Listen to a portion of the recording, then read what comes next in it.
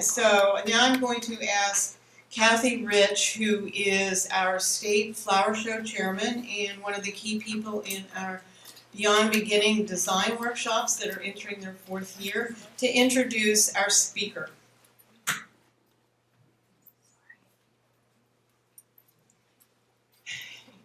For over 25 years, Jamal Ansari has been in the floral business.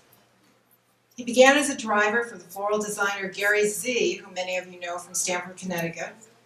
And by the time he left, 12 years later, he was a manager and had learned about design, purchasing, and logistics. Always ready for a challenge, he moved into the world of wholesale sales at East Coast Flowers in Norwalk, eventually becoming the Senior VP of Operations.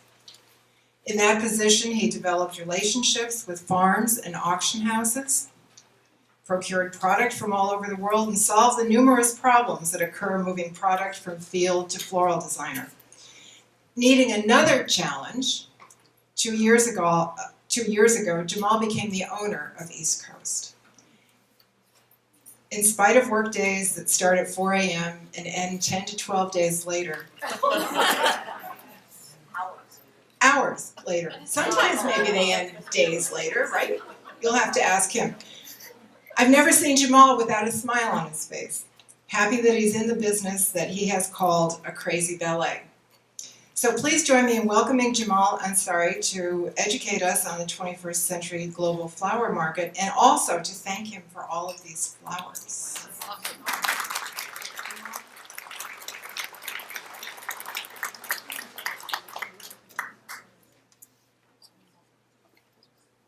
He brought a tech assistant with him. Yes, my wife is running the projector.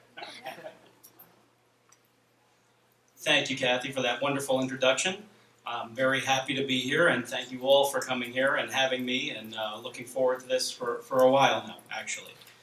Going to start off, we are talking, I'm not doing an hour infomercial for East Coast Wholesale, even though I would like to do that for you guys, because we're totally an awesome company, and I hope you all come there at some point and buy lots and lots of flowers.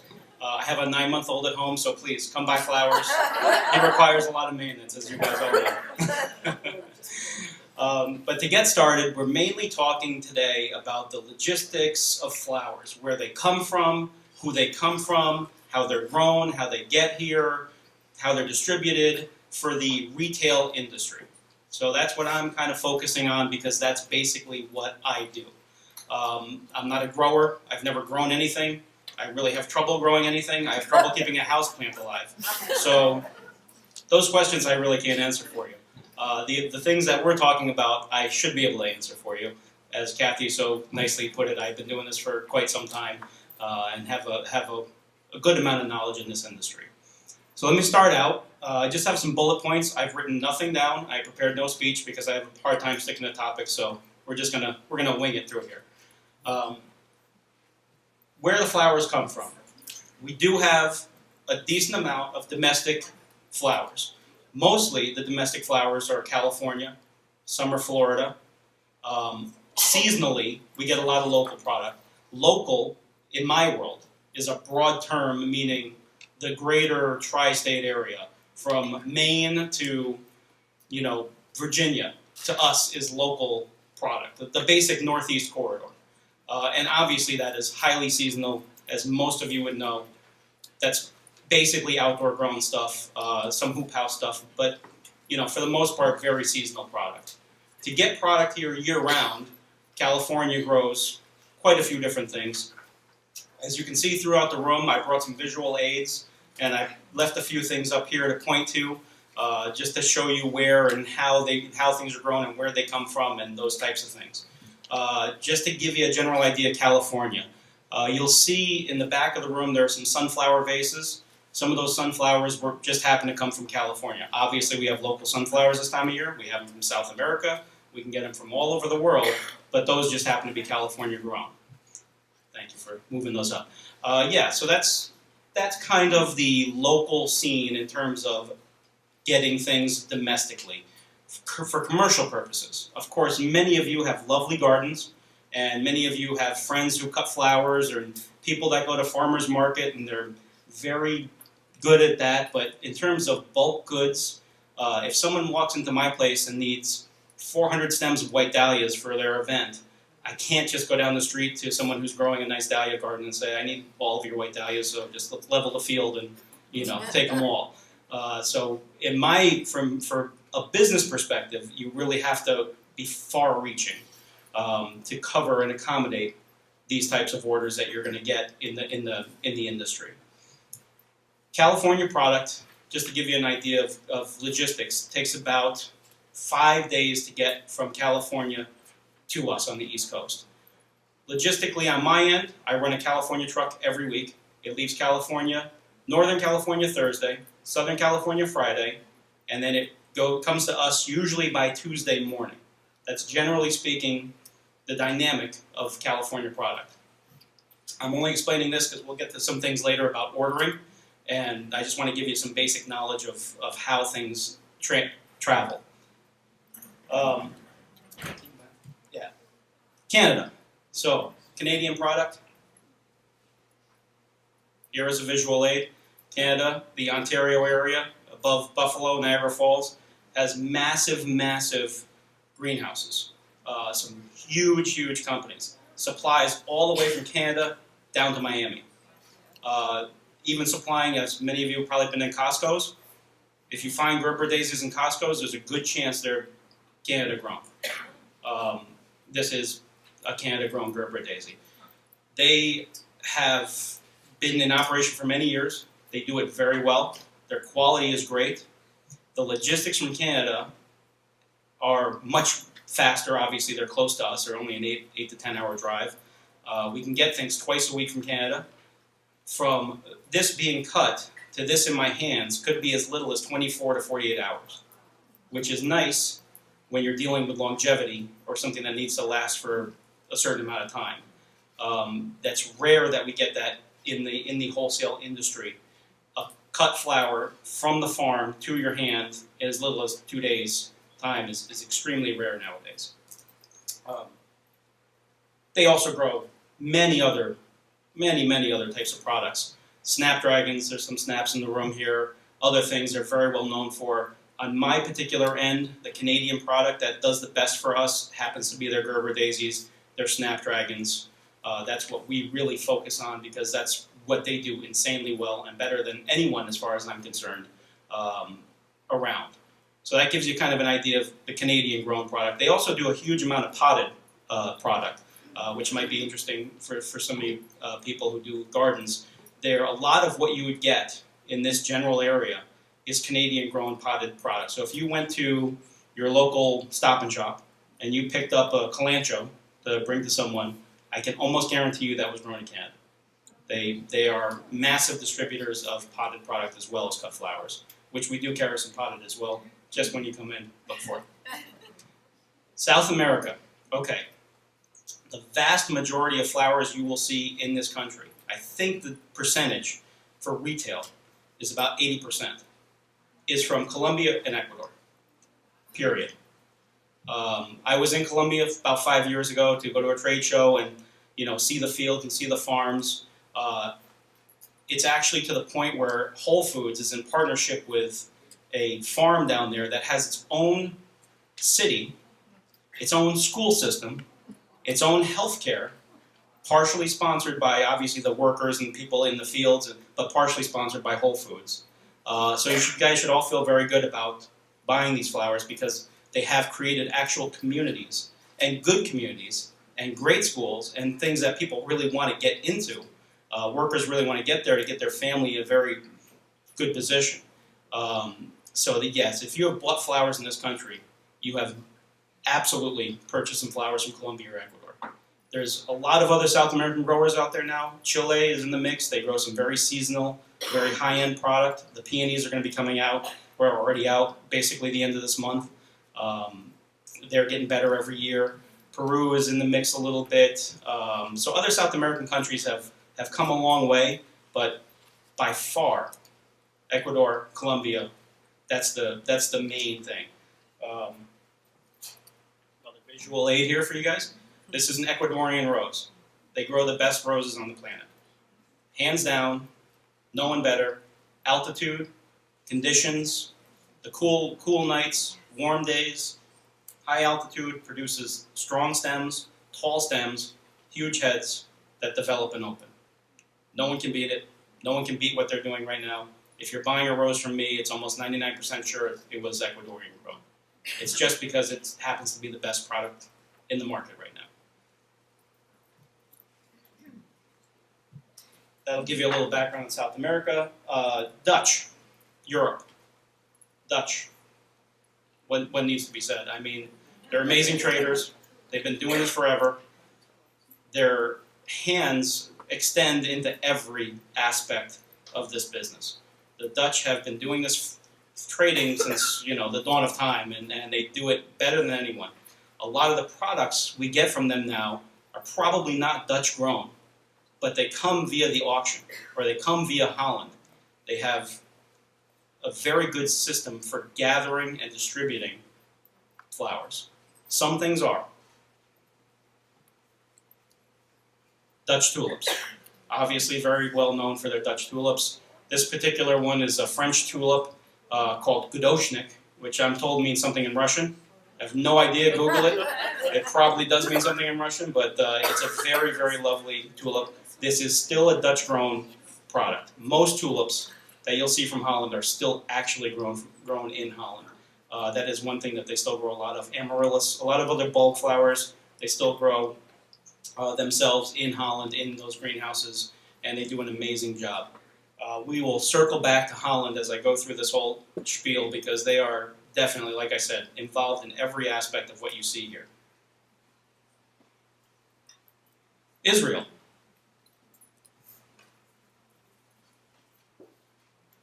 Some of you might not think of Israel as a country who has a lot of flowers. They do.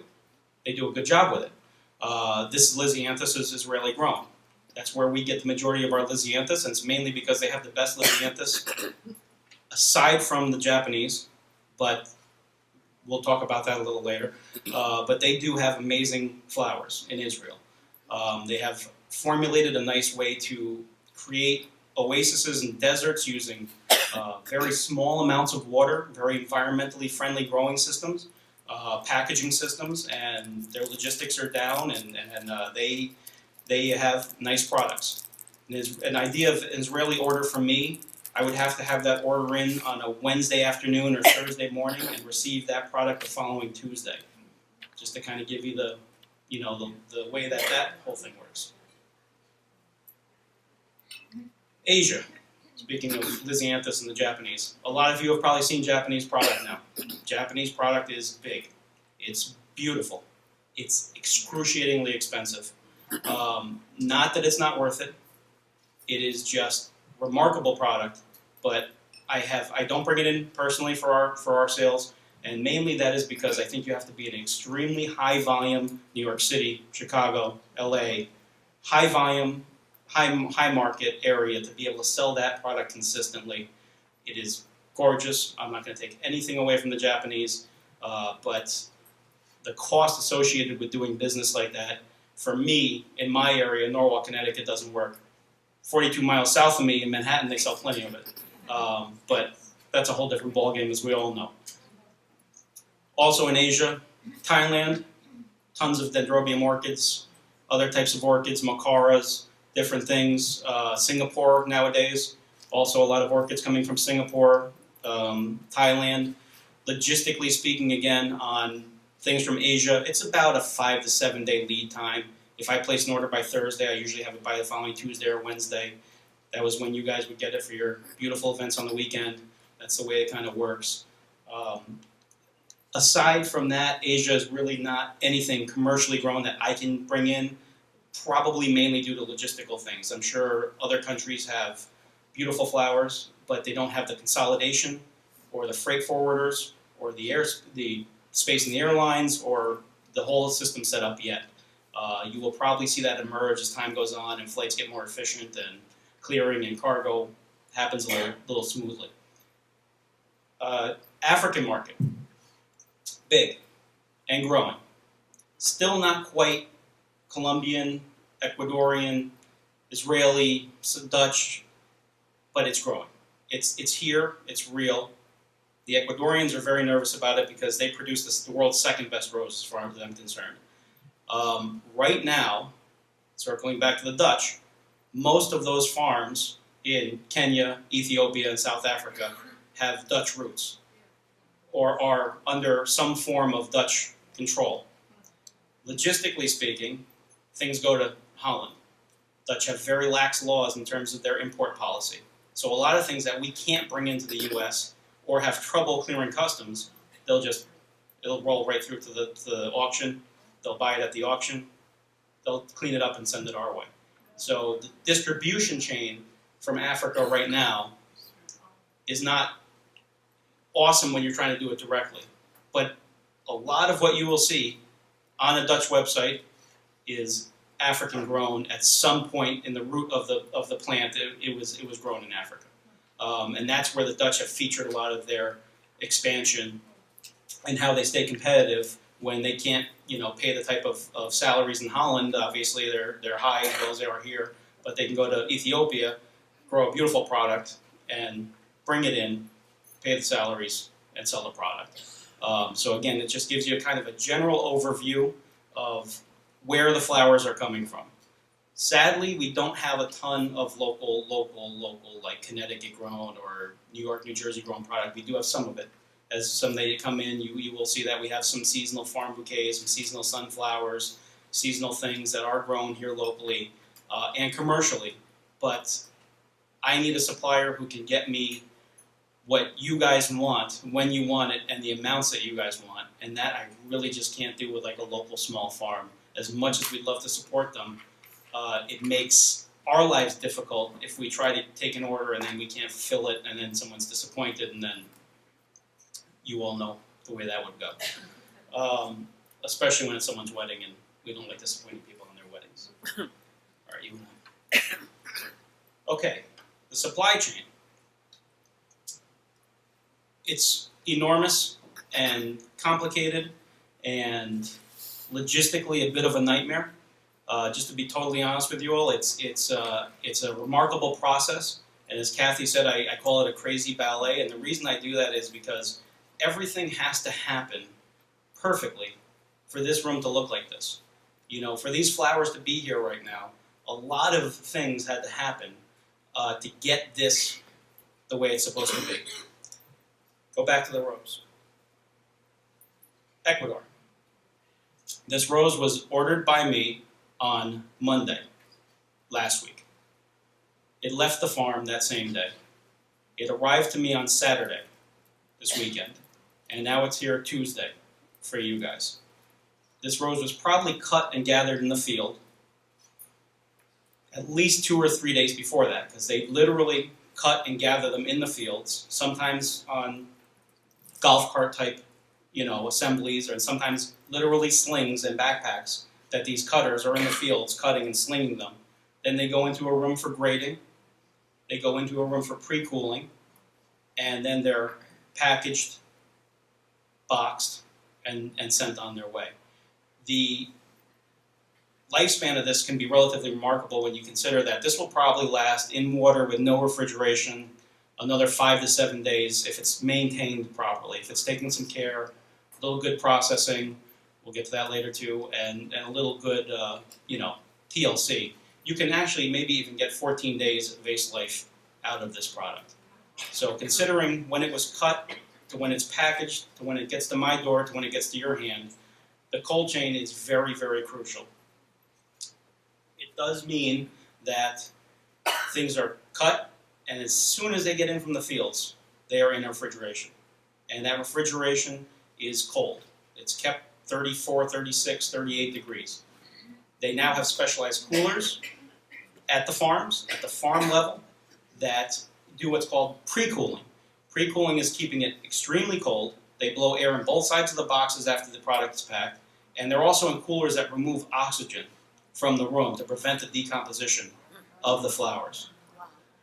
That product, once it's in the cold chain, once it's cut and in that process, will never not see refrigeration. That's from Ecuador, from that farm, through that trucking company, to the clearing company in Ecuador, to the airport, to the airline, landing in Miami, getting off in Miami, getting inspected by our customs agents, getting put onto a truck, trucked up from Miami to us. The chain is not broken. There are obviously issues that do happen along the way, and sometimes things go wrong, but that is the way the system mainly works from South America to here, is that cold chain process. And that is just crucial to the industry as you see it now. As you go to events and you see flowers done, that chance of that flower being from one of those countries is very good, and that cold chain had to happen all the way through to get these beautiful flowers on your table. It's just non-negotiable. And then obviously when it gets to me, it's refrigerated again, and then, you know, the process continues. Interruptions in supply. One of the reasons that we're talking on these topics here is that Trish was very interested. A few years back, there was a volcano that erupted in Greenland, I believe it was, that spewed ash all over the place. Not normally something you would think about your cut flower being affected from a volcano in Greenland. And I didn't think about it either, quite frankly, until it became an issue, because flights from Europe couldn't fly through the ash. And this was in April, if I remember correctly, a few years back, which is the beginning of wedding season, not full swing, but definitely a lot of weddings and parties. And for about 7 to 9 days, if I can recall correctly, there were no flights coming straight across from Europe, unless it was Southern Europe, and they were trying to truck things down to the south of Spain and then cut around and fly it up, which no one was geared or set up for. It caused a massive problem for our market and sales and everything in general. I mean, it was definitely a bit of a nightmare, especially if you were that bride waiting for those beautiful Dutch tulips that were the centerpiece of your centerpieces, and you know, you didn't get them, and then you have to go to Plan B. Flowers can be very emotional for people, and when you don't get what you want, smarter people are very negotiable, and we'll go to Plan B. Some people, though, are difficult and have a hard time being explained to that a volcano just erupted in Greenland and I can't get your flower. It was a tough few days. But that's one of the reasons we're talking about this. I had also just emailed Kathy a picture of a truck in Mexico full of greens, 53-foot tractor trailer, coming up from the Guatemala area, full of just leather leaf, teepee, emerald, basic flower shop greens. Had an accident, caught fire, whole thing went up in flames. Just happened a couple weeks ago, and we were having this talk, so I emailed it to her just to show her. These are the types of things that can interfere with the supply chain. So when I literally say, like, all these things have to go right for this to be the way it is, it's amazing it doesn't happen more often. It does happen here and there with these types of incidents. The reach of us, though, in this general area is so good that when Holland can't fly product in from Europe, I can reach down to South America and grab product, or I can reach California and grab product, or I can go to somewhere else and grab product. We have a good extensive reach in this area. Some other parts of the country not so lucky. We do here logistically just because of the volume of people who live in our area and the volume of flowers that we go through. Hurricanes. I think a lot of you have just seen, obviously, terrible, terrible hurricanes in Florida. Most of the South American product I told you comes through Miami. Last year, in September, very busy month, Jewish holidays, which are for us in this area, a very busy time for a lot of people. And hurricane came through, and Miami was basically shut down for a week. Heavy damage, heavy water damage, flights were delayed, flights were canceled, flights couldn't come in. Again, it's not that things can't come directly to JFK or can't come directly to other places, but we're not geared for it logistically. So by the time we can recover that, the problem would probably have passed and the chain could continue. But for that time period, we were unable to get roses from anywhere but Holland. We were unable to get hydrangea. It's all grown in Colombia. We were unable to get certain items that are standard, everyday, bulk items that people were counting on for their whatever event that they were doing that particular time of year. It's a challenge. No one's happy about it. The hurricane in North Carolina. Well, no, that didn't really affect Miami. That didn't really affect a lot of other places. But what it did was it affected a huge region in the south of the country that had a lot of orders for product that were supposed to be coming in. Obviously, again, wedding season and party season and things going on. So it stuck a lot of vendors in Miami and a lot of vendors in South America with a bunch of product that they could not ship to there. Obviously, if your place is underwater, you're not going to be open for business. You can't get your product. As an industry, people did tend to respond well, and we got some calls from vendors, and we tried to help vendors out, and we put some emails out, and we tried to move some of the product that they had backed up, and in their warehouses, and we tried to get it going, so no one took too hard a hit with this, because one real massive interruption in the supply chain could literally put people out of business.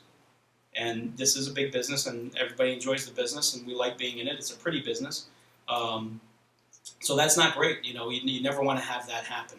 And we always try to pitch in together and make it work. Travel times, we've gone over a little bit here.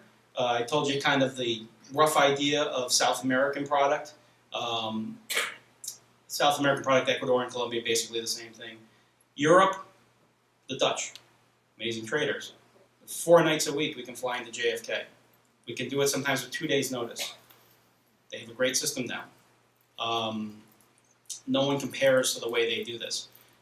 We have access to it here in the Northeast, but again, if you go to some places in the Midwest, some places in the South, some places, other areas that don't have that type of logistical advantage, then they literally have to wait a week to get their product, and they get one shot at it. We're lucky enough in this last-minute, fast-paced environment that we all live in here that someone called me today at 10 o'clock in the morning. I could probably have their stuff on a KLM flight and have it to them Thursday morning. That's how quickly the Dutch are able to arrange it, which is why they still have a tremendous grip on the industry, even though they don't grow a lot of products anymore. It's the way they handle everything and the way they put everything together. Other parts of Europe, all over the place. France, Italy, different products come from different regions, different areas. Most of the lead times on those places would be like Israel. It would be about a 5 to 7 day lead time on a lot of those types of things. It just depends on what flights are coming in when. Some places now are more sophisticated where you can do it twice a week if they have the cargo space, if they have everything down, if everything goes smoothly, if there's no explosions on volcanoes in Greenland, then we can get product relatively smoothly. Us in this area is logistics. They don't have it down. They don't have the cargo space down. They don't have the clearing and customs agents down. They don't have it down to the point where a broker, a wholesaler like myself can get it with ease, get it in my hands, and get it to my customer. That's why a lot of their stuff is sent to the clock or sent to the auction in Holland and distributed that way. They also don't have the customs things down. Their stuff will come full of bugs, get caught by customs. A lot of times, those boxes incinerated right at JFK. They don't get them back. They don't get released. They don't get processed. It goes into a fire. We're a lot stricter here than some other countries. We're less strict than some, a lot stricter than others. Japan and Australia are insanely strict. If they see a speck of a thrip or a mildew or a mold, they will incinerate everything. Those are island countries. They're very, very strict on their standards. We are relatively strict, but things do get through on occasion.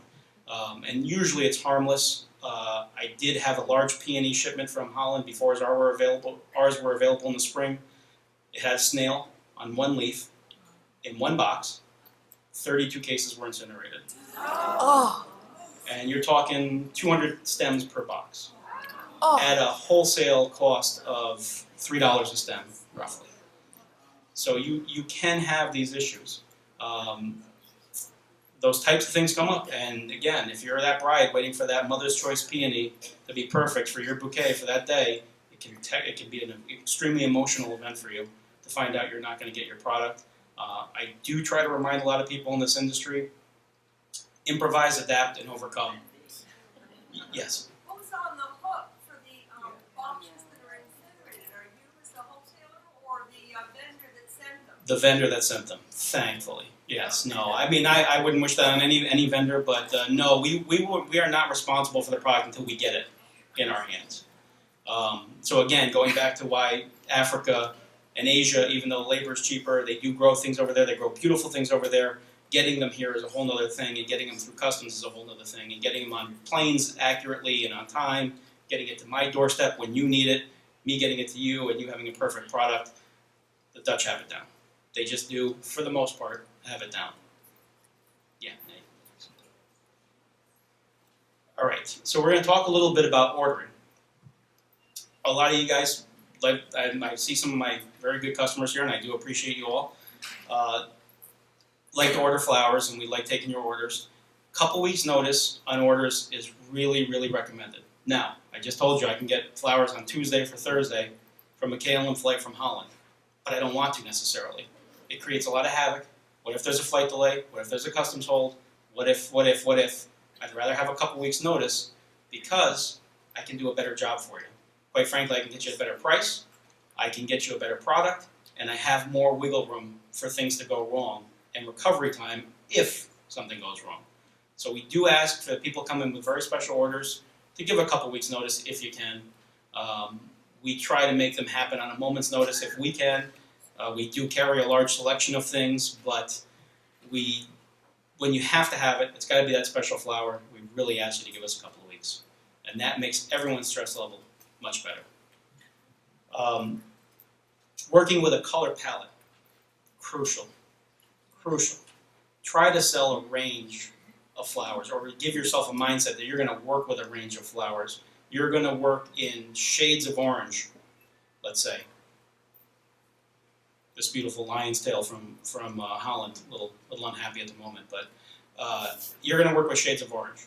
Now, you might want 100 stems of the lion's tail for your arrangements. That week, there was a bug on the lion's tail and they can't ship it.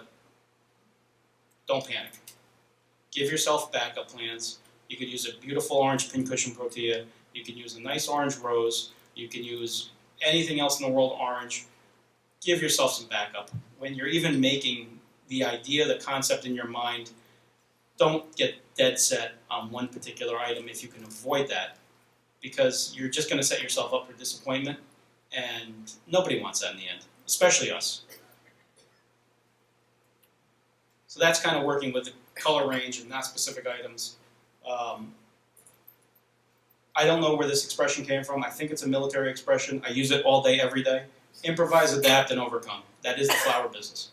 When that volcano erupts, you can't get your flights in, go to plan B. When plan B fails, go to plan C. When plan C fails, keep going down the chain until you figured out what you're going to do and how you're going to get it and who you're going to get it from and who's going to have it. You just have to make yourself fast and loose. I tell people all the time, we're not curing diseases. We're selling beautiful flowers. It's not the end of the world. If you didn't get that beautiful Queensland double frill tulip that's on that table and you had to have it, you're going to have a beautiful pink rose instead. Deal with it. Deal with it. When the lights are dim and everyone's had a cocktail, it's all beautiful. No one even cares anymore. When the music's playing, it's all good. So believe me, don't get yourself so geared up for one thing or one item or one thing you have to have. Give yourself some backup plans and just remind yourself this is supposed to be a lot of fun. It's beautiful. They're beautiful materials, and you get to play with these things and do it. Arrange these things in nice styles, and just give yourself a lot of wiggle room to be in this industry and to be a part of this industry. Don't get so caught up in the one burgundy ranunculus you have to have for that bride's bouquet. A chocolate Cosmo will work just the same, and probably no one will know other than the person designing it that it's not the right flower. That's just the truth. The reality of flowers is that only the people who know really know what they are. Other than that, the vast majority of people outside this room would say, "Oh, those are pretty flowers." It's the truth. We put a lot of pressure on ourselves to get and bring in the nicest product available, when sometimes the actual reality is we just need pretty flowers and arranged in a nice way. Make recipes. I always tell people I wouldn't make cookies without a recipe. Don't make centerpieces or arrangements without a recipe. Take the time, buy the product, go home, get your vase, make your arrangement, count your items, put an order together. That's when you call a guy like me and you give me the order. And we write it down and we get you the product. That's the way to do wholesale ordering. That's the way to work with people. It's just winging it or walking through or saying, how many do I need to fill this vase? Subjective questions we just can't do. I wouldn't say you need all those tulips to fill that vase, but they sure look good that way. Someone else could put half that amount in and still look pretty. So it's just, again, make a recipe. If you're going to place an order with us, please give yourself some time in advance. Get the products, play around. You might not even like it when you make it, and go to something else and scrap it and, keep doing that, but give yourself some time and make a recipe. I think that's just very important for anybody ordering flowers from my level. Go to the next. Processing tips. A couple of bottles here that I brought, and not because I sell them, because that's not a big deal. But I do believe, after years in this business, I was in the design end before I became in the wholesale end, and we had 4 weddings on a weekend, let's say. And you have to start producing those materials, those centerpieces and other arrangements, 4 to 5 days in advance of that event. Hard refrigeration, obviously crucial, but the other thing is processing. You have got to process the product properly. I was lukewarm on a lot of products until I witnessed firsthand the difference it made. Quick Dip is a product that's I don't know, maybe 15 years in the industry, if I can recall, right around there. I recommend it absolutely to everyone. Quick Dip, and I'll leave these bottles here. They'll be here for your duration of your stay. So take a look. I'm a firm believer in it, and I've worked in weddings where we had to insert hydrangea stems into Oasis, which are automatic enemies to begin with. Some of you grown and know that they're going to collapse, and we did the same thing, and we're like, oh my God, these are never going to live. But it is crucial when you process right. And we were making these elevated centerpieces and all this Oasis with all this hydrangea, these big mounds of hydrangea on Wednesday, and the wedding was until Sunday, but we had to get it done. And if I told you at the end of the day on Sunday we replaced about 3 stems out of 3,000, that's probably what we replaced. And I believe in that product from that moment forward that was the way to go. Quick Dip is absolutely, I don't know what's in it, I don't know why it works, I don't know how it works, I don't even care how it works, it works. Hopefully it's environmentally friendly, I would imagine it is, but it does work, and it does make a difference on the flowers. You just pour it in a vase, you make a quick cut, you stick your stem in it, you stick it in your arrangement. If you don't use flower food when you're processing your product in your buckets, then cut it, stick it in the Quick Dip first, then put it in your buckets. It'll pretty much work just the same as far as I'm concerned. But definitely when you're arranging your flowers into Oasis, into water, whatever you're putting them into, a cage, a raquette, I don't care what you do, Quick Dip it. It's literally just dip it in for a second and put it into your arrangement, and for whatever reason, it helps preserve the flowers. The other product up here is Crown and Glory Clear. When the arrangements are finished, probably a lot of you have worked with this in the past, give them a spray, let them dry out, put them in the fridge. Again, no idea why it works, no idea how it works, no idea exactly what it is. But it seems to help make the flowers last. I would, if you're processing a big event or you're doing a big garden club show and you have a lot of flowers, I would definitely use the 3-headed monster. I would use, your powdered for your buckets, your flower food, your basic flower food. I think it just helps keep the bucket cleaner and keeps the flowers a little fresher. And then I would definitely use your Quick Dip for when you're designing, and I would definitely use your Crown and Glory Clear for when you finish your arrangements. And I think that, and obviously keeping a lot of water in the arrangements helps, keeping them in a hard cooler helps, but those 3 items do work. Not sure why, but they absolutely work. I'm a firm believer in it. I was convinced years ago when I saw it myself, and have sold it ever since. You have the time? We do not have time. 5. It's just 5. Just 5 o'clock? Yeah. Oh, we got a lot of time. All right. Look at that. I talk a lot faster than I thought I was going to do. Question and answer? Yeah, no, before I even open it up to questions, a couple of the things, again, I'd like to circle back around, since we got a little extra time. Last 15 minutes, we'll have some questions. going back to Dutch-grown flowers and Dutch processed and handled flowers, the Dutch are everywhere. They are in Canada, they are in Mexico, they are in Ethiopia, they are in everything everywhere that's flower related. Again, going back to the amazing trader part of this, they have superior industry knowledge. They're hired by a lot of different farms in a lot of different countries to come and give their expertise and grow these products. Ilex reticulata, just an ilex. This is a fall color. I want to call it orange something, but I can't really remember the name at the moment. But it's a pretty thing, and this is Dutch grown, and they just grow things impeccably well, and they just process them, and they handle them, and they deliver them to your doorstep in just about the best possible condition that you can get product from just about anywhere. They really do a great job with that, and this is not, again, an infomercial for Dutch flowers, but they just do a good, really, they're the industry standard when it comes to professional retail flower needs. If you need it for an event, oh, thank you for bringing it. There you go. Yeah, they look more impressive that way. They are so gorgeous. They are. They are gorgeous. Thank you.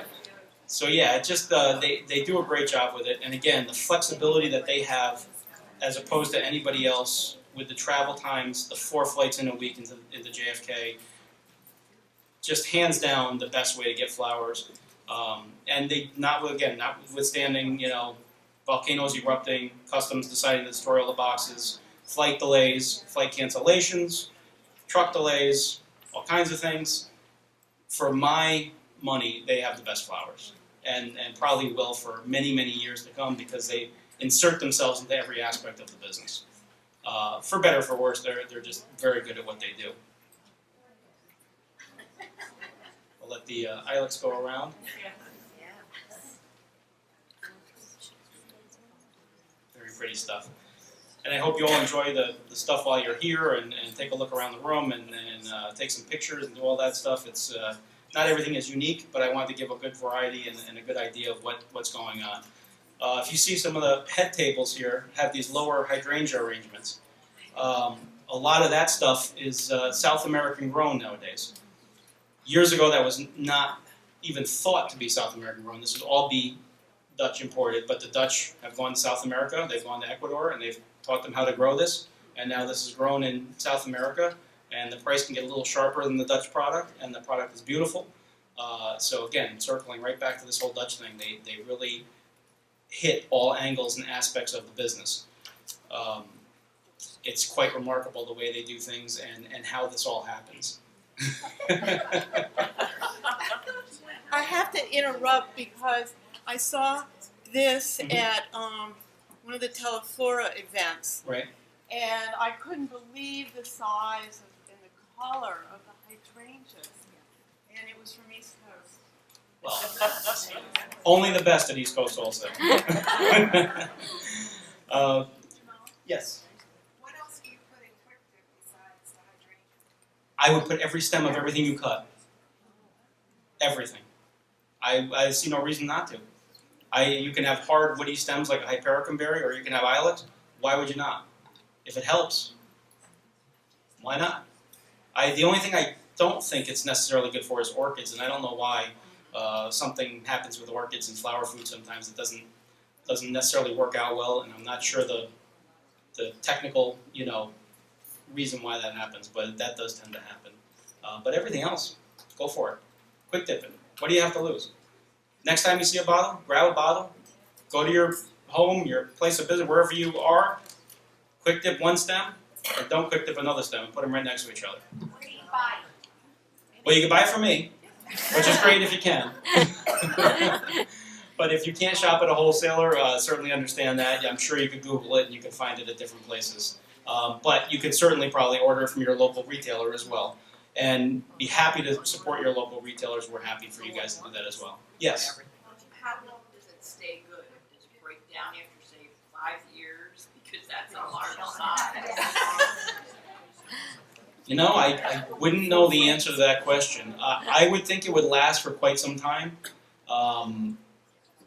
I'm not 100%, but yeah, I mean, most people who are using this are professionally using it, and they use it relatively quickly.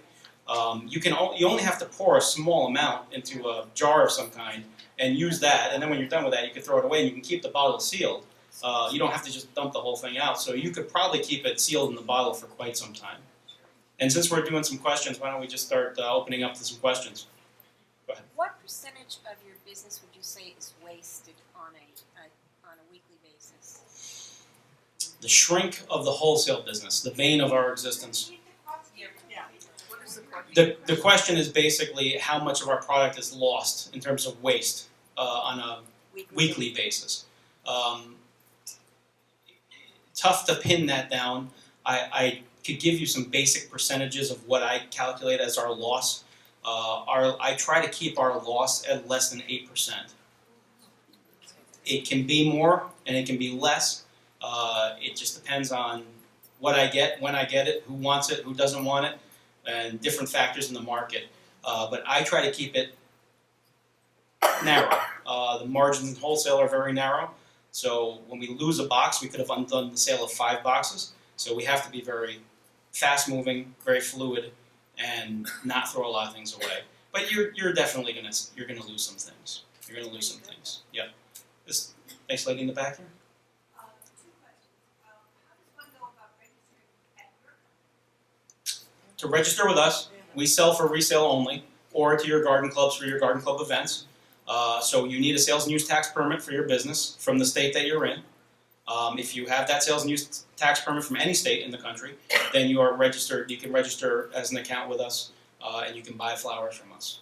Yes, the second part. The second question, are the recent tariffs that have been placed on incoming goods affecting your business? Absolutely. Repeat Absolutely. question. The tariffs, the new tariffs, have they increased prices? And the answer is absolutely. From different areas, Thailand had a tariff on the orchids and everything. So yes, it has absolutely had some direct impact on prices in this industry. Yes. Do you sell foliage? Yes, we sell all types of cut foliage and foliage plants as well. So the foliage here, is that dyed? That is oak, and it's grown in Holland, and it's dyed in Holland. So, Yes. so I come to your store and I happened to buy Solidago that I didn't recognize was dyed, and Yes. I had to do for fresh flower arrangements. We are not allowed to use treated plant material. Oh. So it was sort of like I dried it now, Yeah. so I can use it for a later, something, for something later. But I couldn't use it for the things I wanted. But it's nice to know when something is dyed. Usually you can tell. Dyed. Well, It's I thought tougher. maybe it was a new Solidago. It's tougher nowadays. They do it better, in all honesty. But generally speaking, you can tell when things are color enhanced. Enhanced. Because it wasn't sprayed. It was Or clearly it was absorption. Clearly Yeah. absorption. Well, like they So, do the when carnations I for St. Patrick's Day. They put it in through the bottoms and it absorbs. Yeah. This type of product is not something that I particularly love. However, over the years now, it's grown more and more popular, and we sell more of it. And I love the flowers we sell. So I will sell it gladly, even though it's not something I would necessarily put in my own home. In a regular arrangement, it'd be great. It's For a beautiful. flower show where there are the rules. I mean, There- you have to there be you aware go. of the rules. There you go. Is that fresh or is it pilsnerized? It is fresh. It's fresh. It is fresh. Yes, in the back there. Could you talk a little bit about the potting plants you carry, because it seems to have gotten more expensive? Oh, it has, yeah. Do they come from the same countries that you mentioned? No. Potted is trickier. Potted, you have to have specific licenses to bring in to the U.S. So if you're growing potted from other countries, generally speaking, you're not allowed to bring your product in here. Canada is an exception. Certain plants out of Mexico are an exception. But generally speaking, nothing with dirt attached to the roots is allowed through customs. So the majority of what you see in our place is Florida grown and then Canada grown. That's the vast majority. Now we do have some great local nurseries that we work with that are here in the state of Connecticut that do and have gotten more and more effective over the last few years and grow some beautiful things. But the vast majority is from Florida or it's from Canada in potted. Yes, in the back there. Do you deliver all the way across the state of Connecticut? Yes, about basically all the way across the state of Connecticut. We deliver as far as Newport, Rhode Island, and as far south as like the Bronx, Queens, area. I have avoided Manhattan because Manhattan's a nightmare to try to do business in, logistically speaking, with vans and drivers and traffic and things of that nature. It might be something on the horizon as you try to grow businesses, but right now it is not in my wheelhouse to do. And they have a lot of very good vendors in the city already, so they don't necessarily need another one at the moment. Anybody else with some questions? Yes, in the back room. I have two. Yeah. You did mention New Zealand and Australia. Do they come in through the Dutch market? You can. You can buy New Zealand and Australia products through the Dutch market. You can also buy them directly. Again, consolidations, logistics. I could probably only get that product one shot a week directly, and I'd have to give about, my New Zealand product will come into me Sunday, and I'll have to have that order on Wednesday, tomorrow, and I'll get one shot at that. So if you're ordering those Symposiums that I got from New Zealand, and you order them Thursday, and I don't have them already coming in on speculation, you're not getting it. You know, that's the trick. And the next part? And the next question is, what are some of the very newest products? We were looking at this one. Was it this one? Yeah. This one, was it called Lion's Head? That is Asclepia. That's an Asclepia. It's a hybrid Asclepia, and I believe the variety name is Beatrix.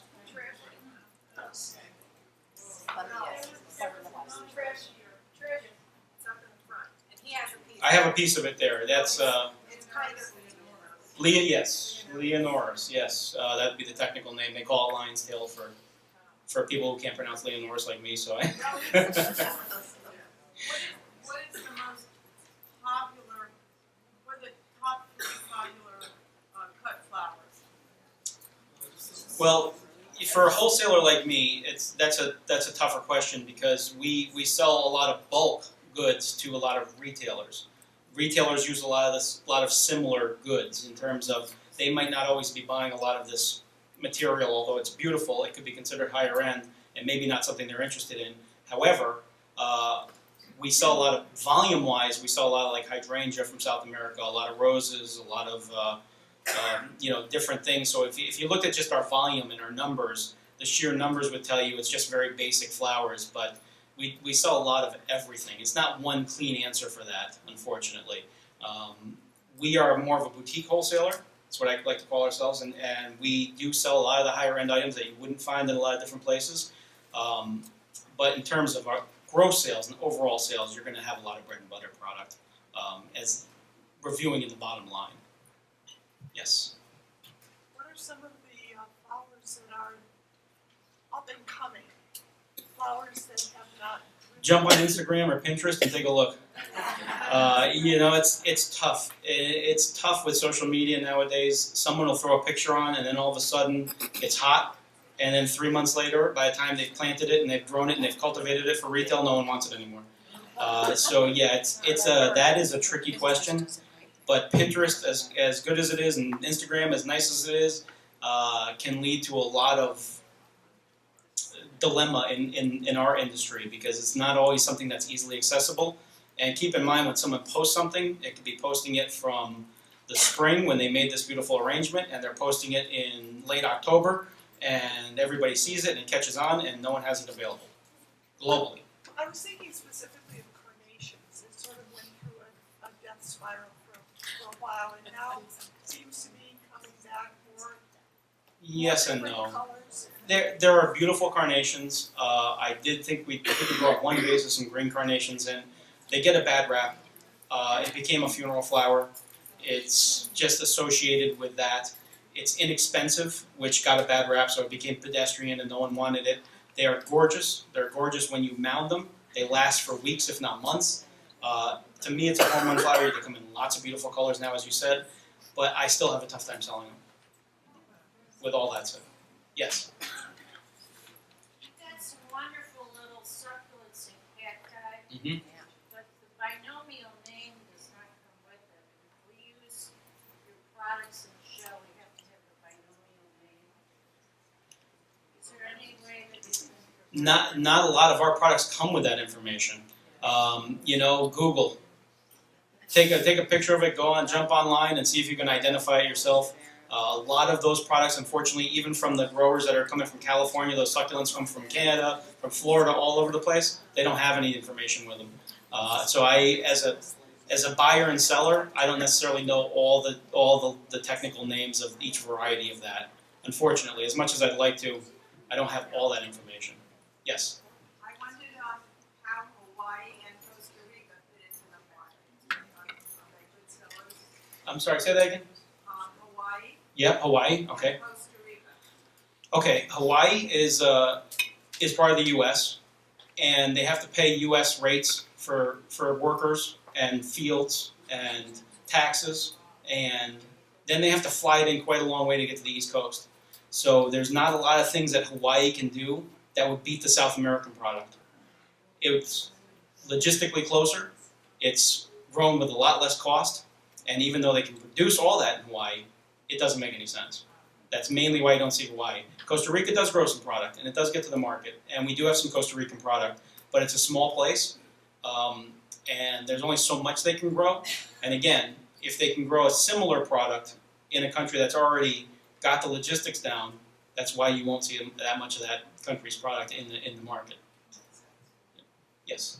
Have you talked about these plants being cut right in the field and then they don't come out of the box, since found their way up to you. Right. Have you integrated computer scanning so that you can tell where each one of your products is along your supply chain? On my level, not yet. When I went to Columbia 5 years ago, they have guys in the field with iPads. And they're typing into their iPads when they think this crop is going to be done and how much of this crop they're going to have. And that gets Wi-Fi'd over to the screens in the sales offices so they can start producing sales sheets to know what they're roughly going to have, when they're roughly going to have it. How many bronze football mums are they going to have for the Thanksgiving holiday here? That's what they're doing. So technology is absolutely huge.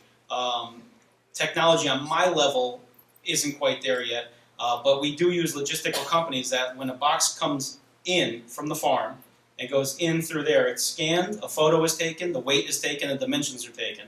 And we have access to all that from the second it hits that clearing broker to when it gets to us. We do have at least the access of the product. We know it's been shipped.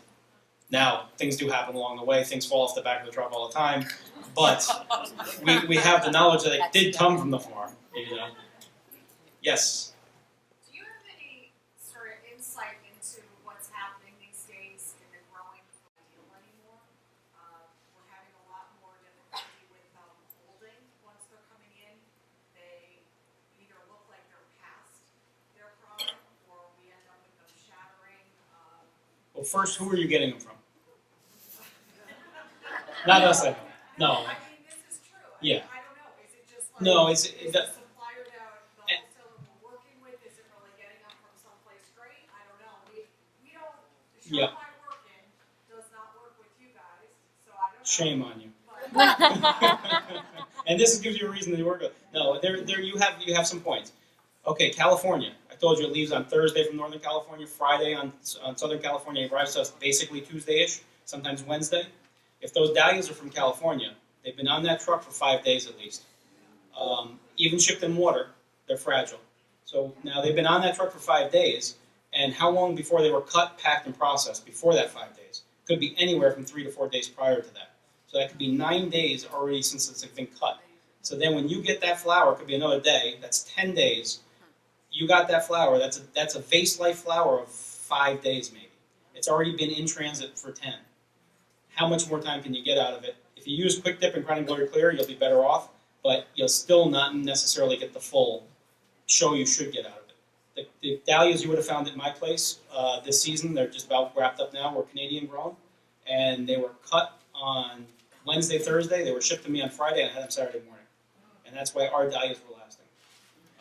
That's why I won't buy them from California. So definitely some issues there, yes. one question about transport in the winter. Yes, I think you might know Butner. yes, I do. And I went in a few years ago and I wanted red ginger for the Mhm. Connecticut Flower Show. He wouldn't sell it to me Why is that? because he said he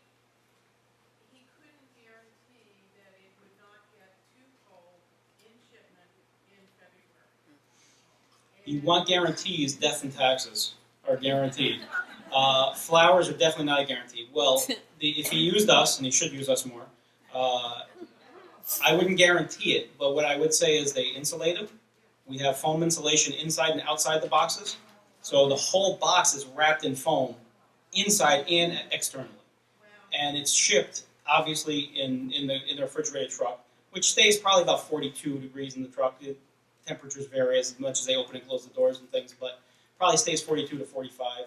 And then will come to us and we put it in our tropical cooler, which stays about 55 degrees. So it fights off the blackening and the things that happen to the ginger and the tropical flowers. That's how we defend against it. But guarantees in flowers don't exist.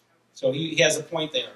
He couldn't guarantee it, but again, guaranteeing anything is tricky. Yes? Do you have any suggestions for us taking flowers in February from our home in Connecticut? For taking the flowers where now? From our home Okay. to the flower show in Connecticut? Oh, pack them really carefully and keep them wrapped up as much as you can. What should we pack them in?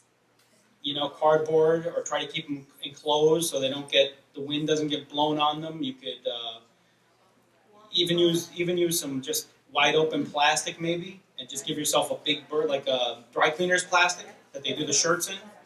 You know, you could wrap it in that and then tie up the top and then put it in a box and then, you know, do it that way. I mean, the more protection you give it, the better off you're going to be if it's cold temperatures. Anybody else have a, yes, in the back. Queensland, yeah. The frill tulips, yeah. Dutch. They are Dutch grown, yeah.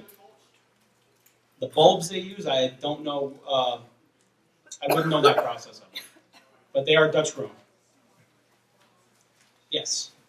Quantities, when we're thinking about a flower show, we're dealing in limited quantities. Does our request to our florist, to you, is it affected by what quantities we want? So, Do you always have a lot of variety on hand so that I can, if I get really exotic? yes and no. I mean, I tell people it's like the stock market. It changes in an instant in our place. I'd like to have everything at all times, but someone calls up and says, I need 400 stems of white hydrangea. I thought I had plenty of white hydrangea, but then I have none. You know, it's a tricky thing in terms of knowing what to have, when to have it, and how much to have. But we do carry a good-sized cooler full of product. And if you're not tied to that specific item, go to Plan B. That's the best way to do it. And then Plan B doesn't work out, go find the next level, and you'll find something beautiful. I can guarantee that. But it might not have been your first thought. Yes? The skill level the Dutch have at the whole infrastructure of logistics, how has that affected the pricing of the market of flowers? In- It sounds like they almost have a monopoly no matter where they broker them. What have you seen over your? I wouldn't say they have a monopoly. I'd say they do it better than most people. But you know, their flowers are not inexpensive. I don't think they're overwhelmingly expensive. Right now, just in today's economy, and things are rolling pretty well and doing good, I have never seen prices quite this high. And it's high for a number of reasons. It's high because fuel prices. It's high because the dollar is high. I give you just a quick example of like a South American thing. The dollar is strong. So flights are coming here from South America constantly full of flowers, but they're not returning with anything.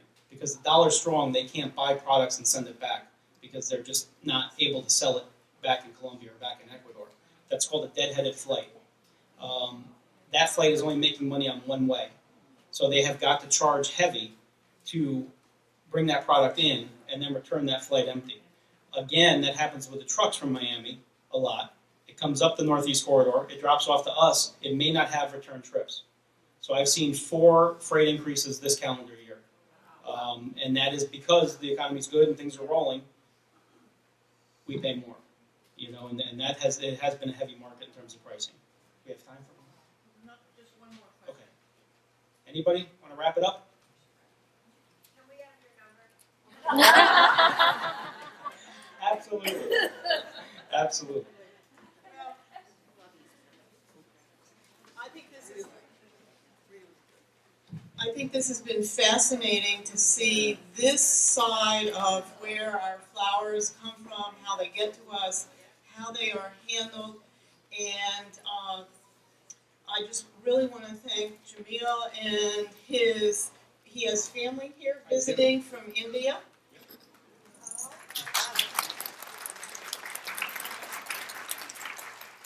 And what I will do, I will be sending out an email to everybody who's registered for the symposium. I will put his contact information, but you can also just Google East Coast Wholesale Flowers, and the website will come up with the logo there, and you'll know that you're there. And so this is just a small token. We can never say thank you enough for all these beautiful flowers. Thank you. It's been my pleasure, honestly. Thank you. Thank you very much. I love to talk flowers, so anytime you guys want to talk, I'm always available. Thank you.